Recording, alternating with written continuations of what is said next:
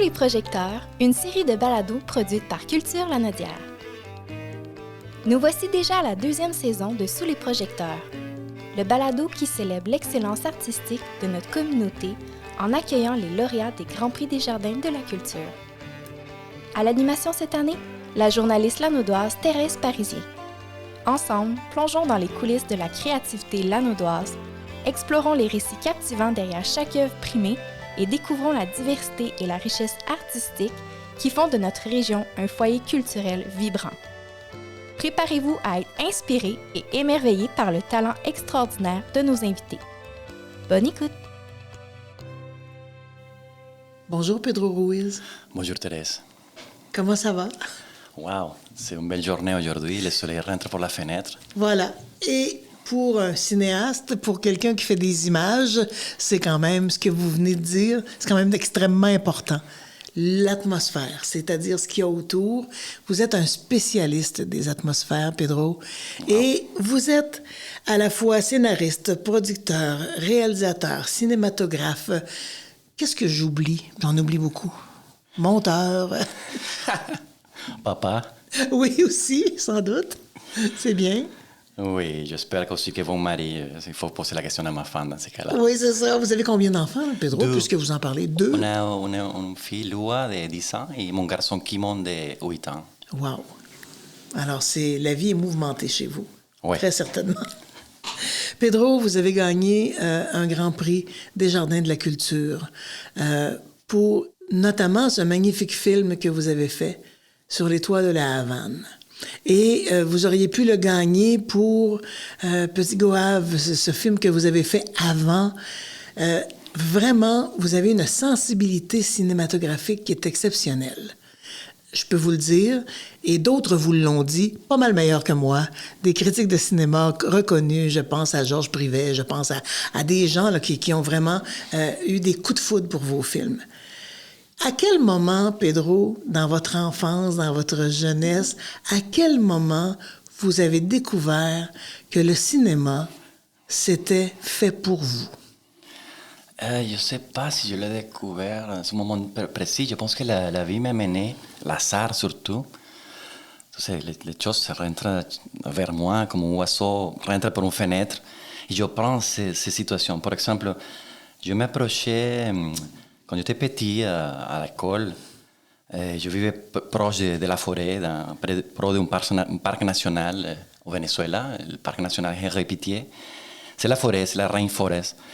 Je allais là-bas beaucoup, et dans un moment donné, je commençais à voir des vieux messieurs qui prenaient des insectes. Je tombe en amitié avec ces gens-là. Ce sont il avait une différence d'âge, j'avais 17 peut-être, 16, et des gens de 60 années. Des entomologues. Et ces amitiés-là m'ont amené à escalader des arbres de la forêt. J'étais jeune, j'aimais l'escalade. J'ai commencé à escalader des arbres de 40, 60 mètres pour amener des insectes là-haut, aussi des morceaux de plantes pour les botaniciens. Et tout d'un coup, je me trouve dans un univers intéressant, bizarre. Et aussi, je commençais à faire la photographie. Et c'est la photo qui vous a vraiment... fait découvrir qu'on pouvait capter des images, immortaliser des moments. Tout à fait. Et je pense que j'ai fait même un court-métrage dans cet arbre là-bas. La Gigantera Caribensis, c'est un grand arbre. Mais après, la vie m'a amené à l'université. Il fallait aller à la capitale. Je vivais à 2 heures de la capitale, Caracas. Il fallait que j'étudie la nuit, parce que j'étudiais journalisme la nuit. Parce qu'il fallait que je travaille. Je vivais seul. À partir de 18 ans, je vais quitter la maison. Mais encore une fois, merci à l'escalade des arbres, un groupe de gens qui faisaient des documentaires pour la télévision en cinéma, en 16 mm, m'engage pour aller monter des arbres pour mettre des microphones dans les nids des oiseaux. Et après, on développe une amitié avec les caméramans. Je m'engage à nouveau pour faire des plateformes pour tourner des autres animaux. Attends, vous mettiez des microphones dans le nid des oiseaux? Oui, dans le nid des oiseaux, parce qu'il faisait un documentaire sur les oiseaux, pour certains types d'oiseaux au Venezuela.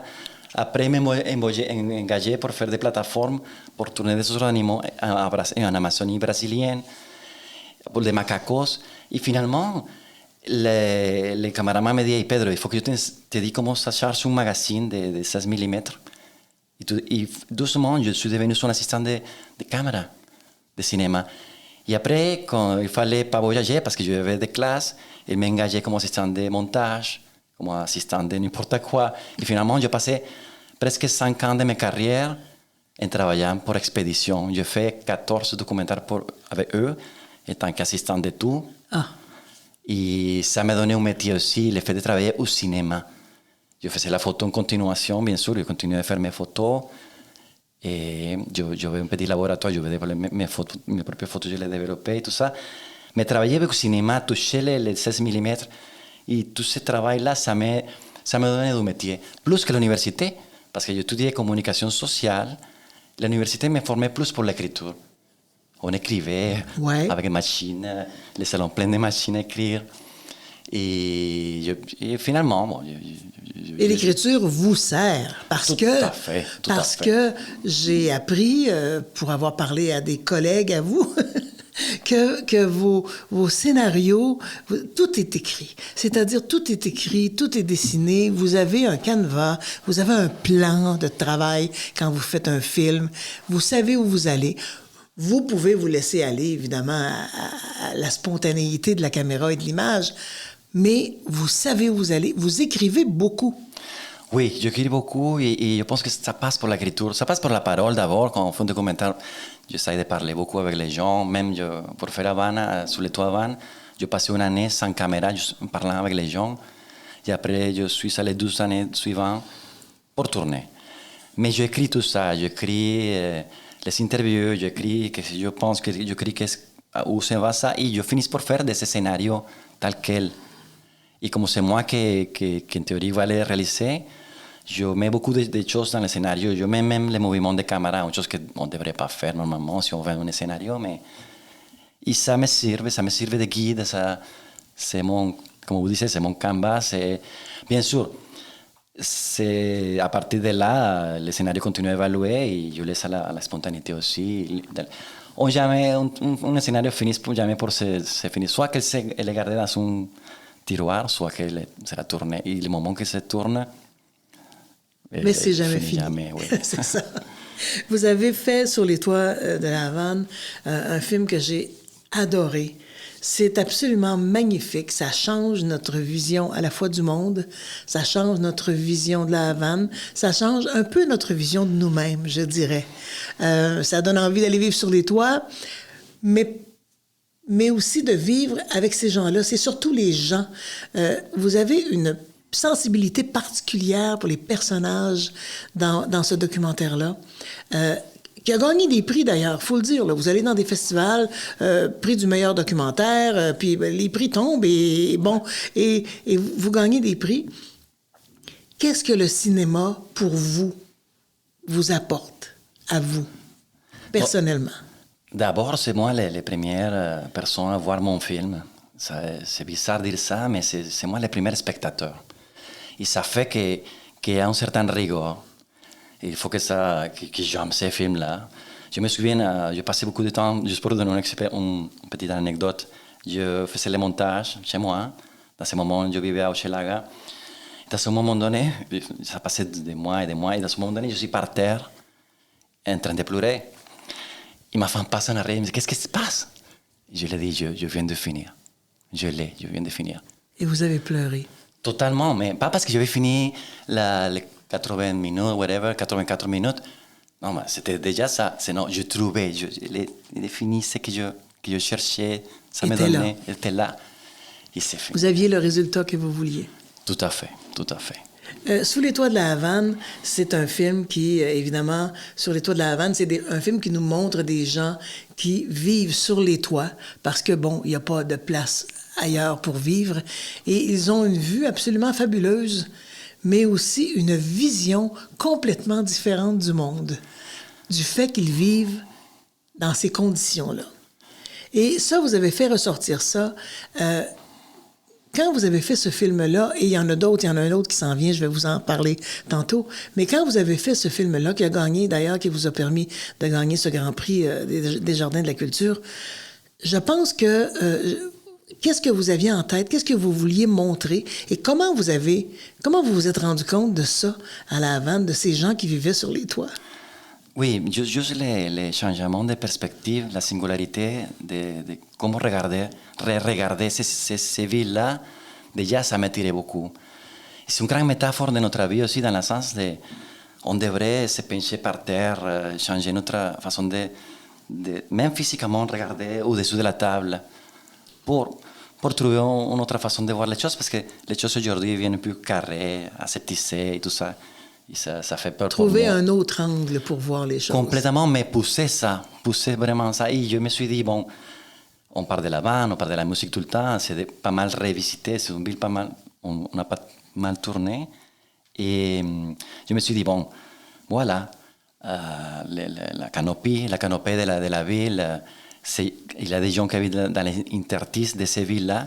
Je suis allé chercher ce monde-là et j'ai trouvé une grande surprise, tout à fait. Une grande surprise que vous nous avez offert sur un plateau d'argent, parce que c'est vraiment une grande surprise. Je recommande à tout le monde d'aller voir ce film qui est extrêmement touchant. Vous allez le trouver sur le web d'ailleurs. Vous pouvez le louer sur le web, Sur les toits de la Havane. Ouais. Mais vous en avez fait un autre qui s'en vient. Vous travaillez sur un autre film, Le 8e étage, c'est ça? Oui, Le 8e étage, Jour de révolte. Je suis les traces d'un ex, à l'époque de l'FLQ, Jacques Lanto. Ah, la FLQ, mon Dieu, oui. Oui, Jacques Lanto, qui en 1970, quand il avait 24 ans, il était exilé, il était envoyé pour Trudeau à La Havane. Et il vivait là-bas avec sa femme et ses 2 enfants dans le 8e étage de l'Hôtel National, dans la chambre du 8e étage de l'Hôtel National. Là-bas, et pour ça, l'homme du 8e étage. Et je revisite avec lui, vivant maintenant, il a 60 quelques années, je revisite tous ces souvenirs, mais à la fois, j'utilise des acteurs aussi. Dans le film, Martin Dubreuil, l'acteur québécois, Luis Alberto Garcia, le grand acteur cubain, Lola Mores, etc., pour donner un petit plus de chair à la situation. Et Martin et Jacques font une sorte de doublement de personnalité. Donc, c'est à la fois fiction et documentaire. Oui, j'incorpore des acteurs pour raconter mieux cette histoire-là. Et aussi parce que mon sujet, Jacques, il a une certaine maladie aujourd'hui qui ne le permet pas d'être tout le temps dans le travail, tout ça, et une maladie dégénérative. Et on a accepté de faire le film de cette façon-là. Il nous a donné une grosse interview, mais après, je raconte certains passages avec les acteurs et avec les situations. Mais Jacques, il est tout le temps présent, comme un témoin. Si on est à côté d'un bar, et Jacques est assis à côté, des choses comme ça. Tout le temps vous attaquez présent. Un sujet important, la crise d'octobre 70. Oui, un sujet important et grave, mais je l'ai poétisé. Et j'essayais de faire, avec de trafiquer cette histoire réelle. Et je l'ai donné un petit peu de poésie pour la vulgariser aussi. Ouais. Surtout, qu'est-ce qui s'est passé avec ces gars-là? Je ne les revisitais pas comme une historienne, plus comme un artiste. Et je me suis fixé aussi à le livre Les Places de l'exil qu'il a publié, Jacques Lanto, en 2010. J'ai acheté ces droits de livre et j'ai fait un scénario à partir de ce livre-là. Écoutez, j'ai très hâte de voir ça. Ça va m'intéresser beaucoup, beaucoup, beaucoup. C'est un moment, puis j'ai connu le personnage comme tout le monde. Une dernière question, Pedro. Est-ce que le cinéma vous comble? Qu'est-ce que le cinéma pourrait faire de plus pour vous? Et qu'est-ce que vous pourriez faire de plus pour le cinéma? Est-ce que ça vous comble? Je ne sais pas encore, mais une chose que je pourrais dire, c'est qu'elle me serve. Me serve à me trouver un endroit dans le monde. J'essaie de construire, de bâtir un endroit dans le monde à travers les œuvres que je fais et surtout le cinéma. Je me fais un espace. Vous savez, je suis un immigrant, je suis né ailleurs, mais quand même, je continue à chercher mon espace. Et je crois que cet espace, j'essaie de l'ériger à travers mes films, mes photos. Je vais vous juste... Quand vous aviez fait le film Petit Goave, là, quand vous avez fait ce film-là... Oui, La dérive douce d'un enfant de Petit Goave. Oui, La dérive douce, oui, c'est de toute beauté. Et Dany Laferrière avait dit, « J'ai cru au début que les livres venaient de moi. Maintenant, je commence à croire que je viens de mes livres. » Vous pourriez dire la même chose pour le cinéma. Vous pourriez dire, j'ai cru au début que le cinéma venait de moi. Maintenant, je commence à croire que je viens de mon cinéma. Pas encore, je pense. C'est trop jeune encore. Je pense que... Wow, ça c'est une phrase magnifique Ouais. de Dany Laferrière, bien sûr. Non, je pense que je me sers je pense que surtout c'est... J'essaie de trafiquer tout ça, d'utiliser ces mensonges dans le sens de l'artifice pour dire des vérités. Et pour le moment, en tout cas, vous je y me arrivez. cherche. vous vous êtes pas mal trouvé, Pedro Ruiz. Vous vous êtes pas mal trouvé. Merci beaucoup d'avoir été avec nous. Merci, Thérèse. Et je vous souhaite le meilleur, puis on a très hâte de voir le 8e étage. Merci. Merci.